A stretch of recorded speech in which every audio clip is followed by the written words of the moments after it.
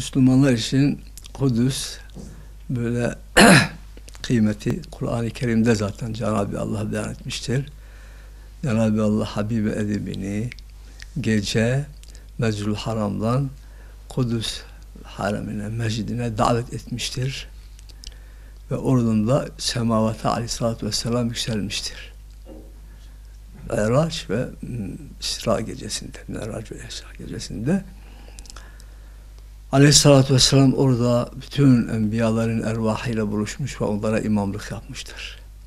Cenab-ı Allah da Kur'an-ı Kerim'de ifade ediyor. Subhanellezi esra bi abdihi leylen minel mescidil haram ilel mescidil aksa'llezî barekna havlehu. Tenzih ederiz Cenab-ı Allah ki abdini, kulunu, Habibini davet etti. Mescid-ül Haram'dan Mescid-ül Aksa'ya ve oradan semavatlara yükseldi. Orada Mescid-ül Aksa vardır. Orada Kubbetü Sahra vardır. Ve sayılmayacak kadar mübarek mekanlar vardır. Enbiyaların toplantı yeridir. Enbiyaların ervahı orada buluşmuş, aleyhissalatü vesselam arkasında namaz kılmıştır. Ve bizim Müslümanların ilk kıblesidir.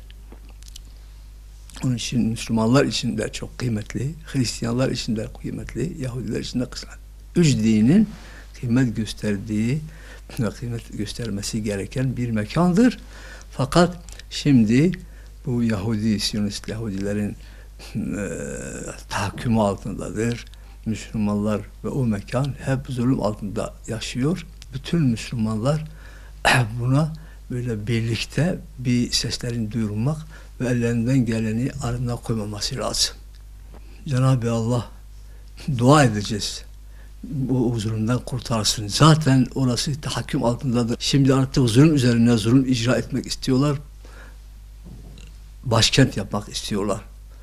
Fesat ehli, zulüm ehli, kafirler birleşiyor ve burayı Müslümanların elinden tamamıyla çıkarıp onlar kendi hükümleri altında geçirilmesini istiyorlar. Müslümanların Cenab-ı Allah'tan hem niyaz etmesi, hem seslerini duyurması, hem de ellerinden gelen böyle birleşip tek vücut olup orayı o zulümden kurtarma çaresine bakmaları lazım. Bunu Müslümanlardan diliyoruz ve istiyoruz. İnşallah bu birlik, beraberlik olur. Ve orası layık olduğu hürmete sahip olur. Şimdi maalesef kafirlerin birleşmesi ve zahiri kuvvetini göstermesiyle yani bu 30-40 senedir yapılan zulmün üzerine daha zulüm ekleyerek başkent yapmak istiyorlar. Müslümanların zafiyeti kafirlerin kuvvetine sebep oluyor. Müslümanlar birlikte olmadıkları için, daima birbirleriyle boğuşmakta olduğu için, uğraştıkları için fitneler gün geçtikçe daha fazla büyüyor. Tabi bunu fırsat bilerek Yahudiler, Siyonistler, Amerika hepsi bu fırsat bilerek bu zulmü daha arttırmaya çalışıyorlar. Onun için Müslümanlar da Cenab-ı Allah uyandırsın.